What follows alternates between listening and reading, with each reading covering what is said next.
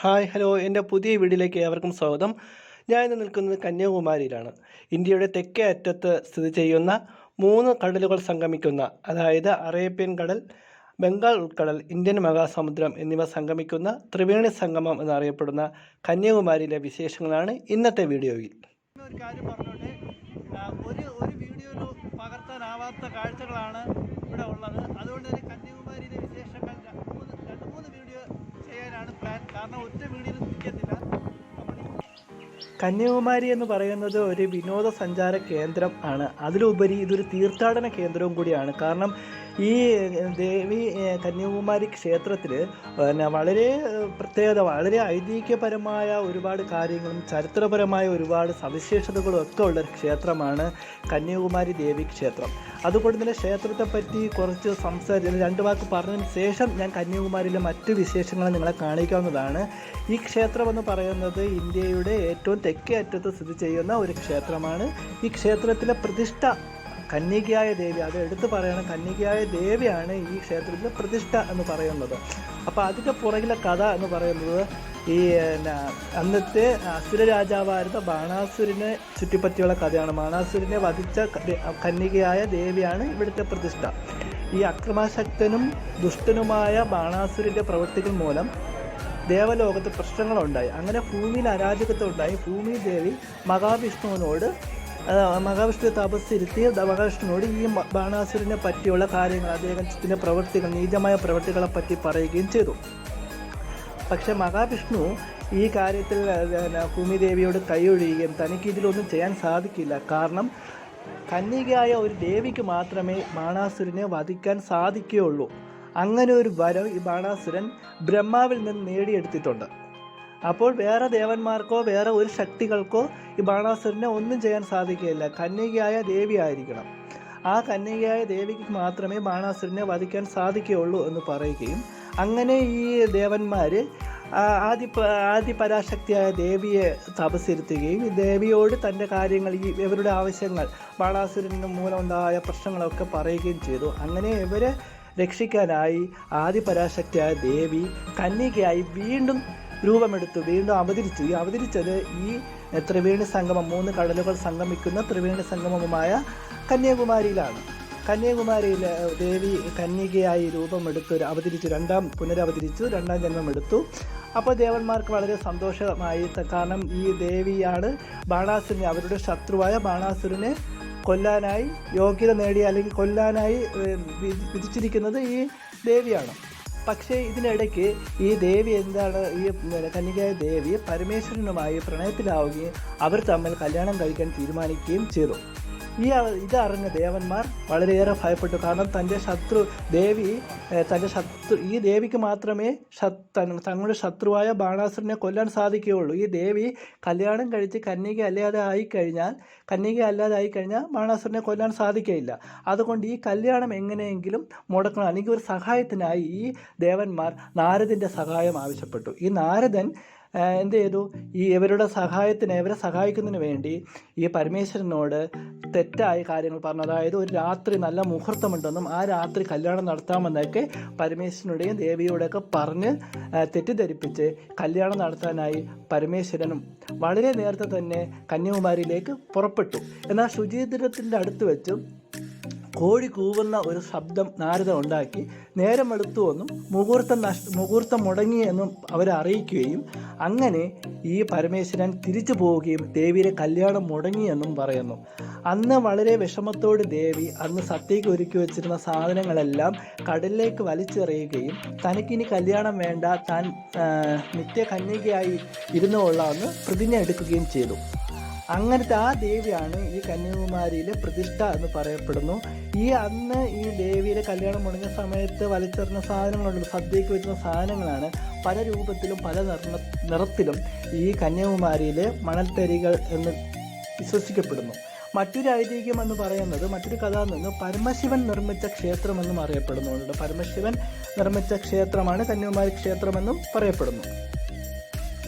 കല്യാണം മുടങ്ങിയ ദേവി കന്യാകുമാരിയിൽ തപസ്സിരിക്കുകയും എന്നാൽ ഈ സമയം ബാണാസുരൻ ദേവിയെ കാണുകയും ദേവിയെ കല്യാണം കഴിക്കണമെന്ന് ആവശ്യമായി മുന്നോട്ട് ചെല്ലുകയും ചെയ്തു. എന്നാൽ പക്ഷേ ദേവി നിത്യകന്യകയായി ഇരിക്കാമെന്ന് പ്രതിജ്ഞ എടുത്തിരിക്കുകയല്ലേ. അങ്ങനെ ദേവി ഈ ബാണാസുരൻ്റെ ആവശ്യത്തെ പുച്ഛിച്ച് തള്ളുകയും എന്നാൽ അതിപരാശക്തിയായ ദേവിയാണ് തൻ്റെ മുന്നിൽ നിൽക്കുന്നത് എന്ന് അറിയാതെ ഈ ബാണാസുരൻ ദേവിയോട് യുദ്ധം നടത്തുകയും ചെയ്തു. ദേവി തനി രൂപം എടുക്കുകയും തൃശൂലം കൊണ്ട് നമ്മളെ ബാണാസുരനെ വധിക്കുകയും ചെയ്തു എന്നും പറയപ്പെടുന്നു. അങ്ങനെ ആ ദേവിയാണ് ഈ ക്ഷേത്രത്തിലെ പ്രതിഷ്ഠ, കന്യകയായ പ്രതിഷ്ഠ എന്നും പറയപ്പെടുന്നു. ഈ ക്ഷേത്രത്തിലെ വഴിപാട് എന്ന് പറയുന്നത് ഈ ചുവന്ന പട്ടും നിലവിളക്കുമാണ്. അതാണ് ഇവിടുത്തെ പ്രധാനപ്പെട്ട വഴിപാട് എന്ന് പറയുന്നത്. ഈ ക്ഷേത്രത്തിലെ ഉത്സവം എന്ന് പറയുന്നത് ഇടവ മാസത്തിലാണ്. ഇടവ മാസത്തിലെ ഉത്സവ നാളിൽ ദേവിയെ രഥത്തിലേറ്റി രഥത്തിൽ എഴുന്നള്ളിപ്പിക്കുമെന്നാണ് പറയുന്നത്. എഴുന്നള്ളിപ്പിക്കും. ആ സമയം രഥം വലിക്കാൻ കിട്ടുന്ന ആ ഒരു ഭക്തജനങ്ങളുണ്ടല്ലോ, വലിക്കാൻ ഭാഗ്യം കിട്ടുന്നവർ പുണ്യം ചെയ്തവർ എന്ന് പറയപ്പെടുന്നു.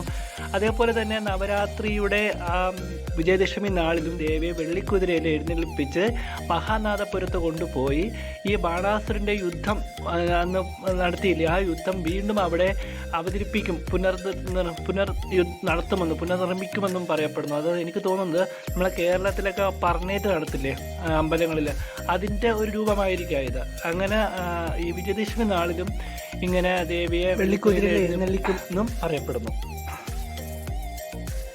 ഈ ക്ഷേത്രത്തിലെ പ്രധാന പ്രവേശന കവാടം നമുക്ക് ഈ വടക്കേ നടയാണ്. എന്നിരുന്നാലും കിഴക്ക് ഭാഗത്തായിട്ടാണ് ദേവിയുടെ പ്രതിഷ്ഠ എന്ന് പറയുന്നത്. ഈ കിഴക്കേ നട പണ്ട് തുറക്കുമായിരുന്നു, ഇപ്പോൾ വർഷത്തിൽ ഒരിക്കൽ എന്തോ തുറക്കത്തുള്ളൂ. എനിക്ക് തോന്നുന്നു ഈ നവരാത്രി സമയത്ത് മാത്രമേ ഈ കിഴക്കേ നട തുറക്കത്തുള്ളൂ. ഈ പടിഞ്ഞാറ് വശത്തായി ഒരു നവരാത്രി മണ്ഡപമുണ്ട്. ഈ നവരാത്രിയുടെ 9 ദിവസങ്ങളിൽ ഇവിടെ ദീപാരാധനയും മറ്റു കാര്യങ്ങളൊക്കെ നടക്കാറുണ്ട്. അതുപോലെ തന്നെ പടിഞ്ഞാറിന് അഭിമുഖമായി ദേവിയുടെ അംഗരക്ഷകനായ കാലഭൈരവൻ്റെ പ്രതിമയും ഈ അമ്പലത്തിനുണ്ട്. പിന്നെ കിഴക്കേ നടയിൽ തന്നെ ഒരു കുളമുണ്ട്. ബലികല്ലുകളും കാര്യങ്ങളും ഒക്കെ അന്നത്തെ വട്ടെഴുത്ത് സമ്പ്രദായവും ഒക്കെ അന്നത്തെ ആ രേഖകളെല്ലാം അമ്പലത്തിൻ്റെ അകത്ത് തന്നെ എഴുതിയിട്ടുണ്ട്. വട്ടെഴുത്ത് സമ്പ്രദായത്തിലുള്ള കാര്യങ്ങളെല്ലാം ക്ഷേത്രത്തിൽ കുഴി നിർമ്മിച്ചതും നമ്മളെ തിരുവിതാംകൂർ രാജഭരണകാലത്തെ പറ്റിയെല്ലാം ആ ക്ഷേത്രത്തിലെ ലിപികളിൽ എഴുതിയിട്ടുണ്ട്. കിഴക്കേ നട വർഷത്തിലൊരിക്കൽ മാത്രമേ ഇപ്പം തുറക്കാറുള്ളൂ. ഇതിന് ഈ ക്ഷേത്രത്തിൻ്റെ മറ്റൊരു പ്രതിഷ്ഠ എന്ന് പറയുന്നത് സൂര്യ പ്രതിഷ്ഠയാണ്. അങ്ങനെ എല്ലാ അമ്പലത്തിലും അങ്ങനെ സൂര്യപ്രതിഷ്ഠ വരത്തില്ല.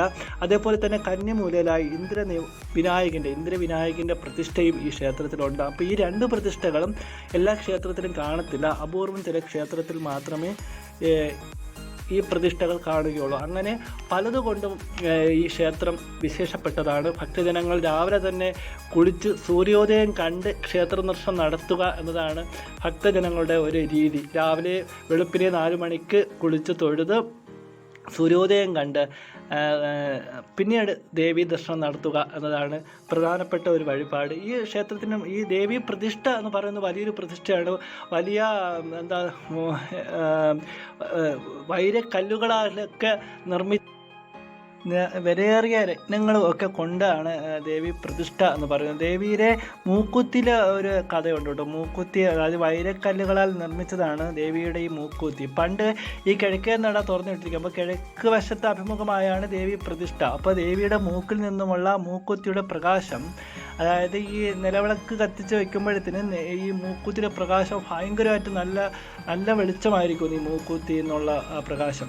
അത് ഈ ആഴക്കടലിൽ മീൻ പിടിക്കാൻ പോകുന്ന മുക്കുവന്മാർക്ക് കര അവർക്ക് തിരിച്ചറിയുന്നത് ഈ ദേവിയുടെ മൂക്കുത്തിയിൽ നിന്നുള്ള പ്രകാശം കൊണ്ടാണ് അത്രേ എന്നും അറിയപ്പെടുന്നു.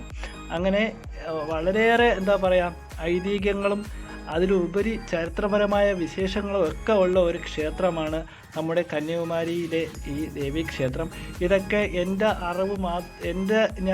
അറിവ് വെച്ച് പറഞ്ഞതല്ല, എൻ്റെ സ്വന്തം അഭിപ്രായങ്ങളല്ല ഇത്.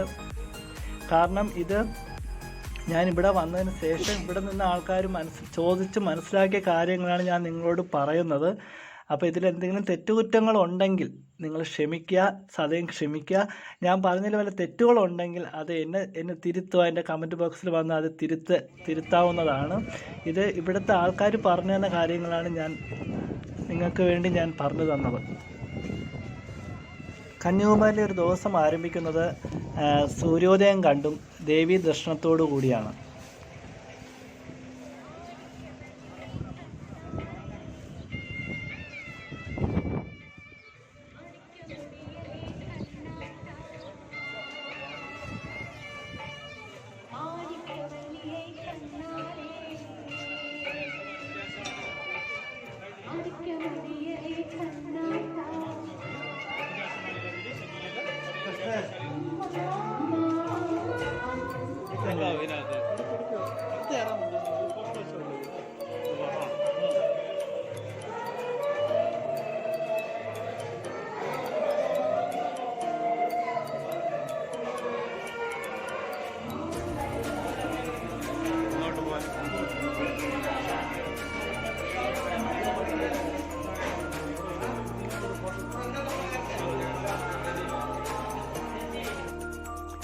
രാവിലെ തന്നെ സൂര്യോദയം കാണാൻ നല്ല തിരക്കാണ് കേട്ടോ.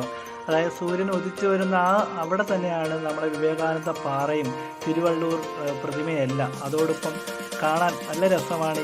ഈ സൂര്യൻ ഉദിച്ചു വരുന്ന ആ ഒരു മുഹൂർത്തമല്ലോ, അത് കാണാനാണ് എല്ലാവരും ഇവിടെ നിൽക്കുന്നത്. രാവിലെ തന്നെ വെളുപ്പിന് 4 മണിക്ക് തന്നെ ഇവിടെ നിൽക്കുന്നവരുണ്ട് കേട്ടോ. ഈ വിവേകാനന്ദ പാറയുണ്ടല്ലോ, വിവേകാനന്ദ പാറയെ പറ്റിയും ഒരു കഥയുണ്ട് കേട്ടോ. അന്നത്തെ ഇവിടുത്തെ പ്രാദേശികവാസികളായ കത്തോലിക്ക മുക്കോന്മാരായ കത്തോലിക്കക്കാരും ഹിന്ദു സംഘടനയായ RSSകാരും തമ്മിൽ ഈ വിവേകാനന്ദ പാറയെ പറ്റി ഒരു അവകാശവാദം ഉണ്ടായിരുന്നു കേട്ടോ. അത് ഞാൻ വിവേകാനന്ദ പാറയെ മാത്രം പറ്റി ഞാൻ വീഡിയോ ചെയ്യുന്നുണ്ട്. അതിൽ ആ കഥ ഞാൻ പറയാം. കഥയല്ല, അത് ചരിത്രമാണ്. ആ വിശേഷങ്ങൾ ഞാൻ ആ വീഡിയോയിൽ പറയുന്നതാണ്. സൂര്യോദയം കണ്ടു കഴിഞ്ഞാൽ നമുക്കൊരു ബോട്ട് യാത്രയാവാം. കാരണം വിവേകാനന്ദ പാറയിൽ ബോട്ടിൽ കയറിയാണ് വിവേകാനന്ദ പാറയിൽ പോകാനായിട്ടുള്ളത്. 2 ബോട്ടുകളാണ് സർവീസ് നടത്തുന്നത്. ഒന്നിന് 50 രൂപ ടിക്കറ്റ് കൊടുത്തു കഴിഞ്ഞാൽ അവിടെ വിവേകാനന്ദ പാറയിൽ പോയി വിവേകാനന്ദ പാറയും തിരുവള്ളൂരിൻ്റെ പ്രതിമ ഉള്ള അവിടെയും പോയി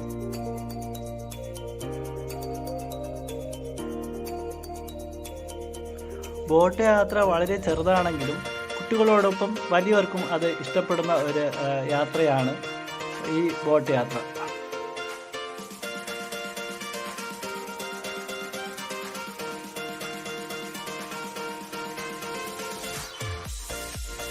ബോട്ട് യാത്ര കഴിഞ്ഞ് വന്നാൽ പിന്നെ നേരെ കടലിൻ്റെ സൗന്ദര്യം ആസ്വദിക്കാം. 3 സാഗരങ്ങൾ സംഗമിക്കുന്ന ത്രിവേണി സംഗമം കാണാൻ നിരവധി പേരാണ് ഇവിടെ എത്തിച്ചേരുന്നത്.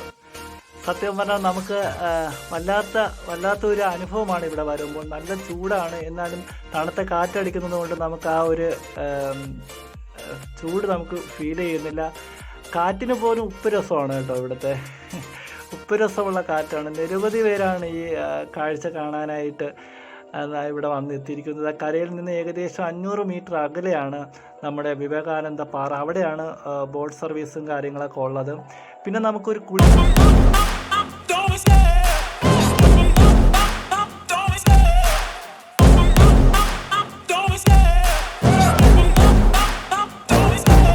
love the chase and the hunt, and I set the pace when I'm running. I always take what I want and I always give it 100. Don't need a bank, no I'm funded. Play the game like it's nothing. I'm always thankful for something. Don't take for granted, stay humble. Now wake up, it's time to look at the enemy.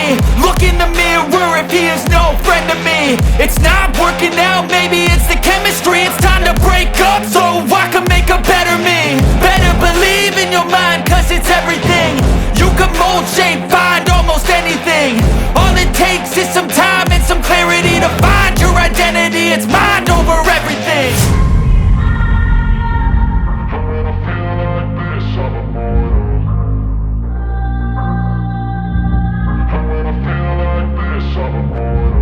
And when I feel like this, I'm immortal. When I feel like this, I'm immortal. When I feel like this, I'm immortal. When I feel like this, I'm immortal. Don't be scared. Just open up, don't be scared.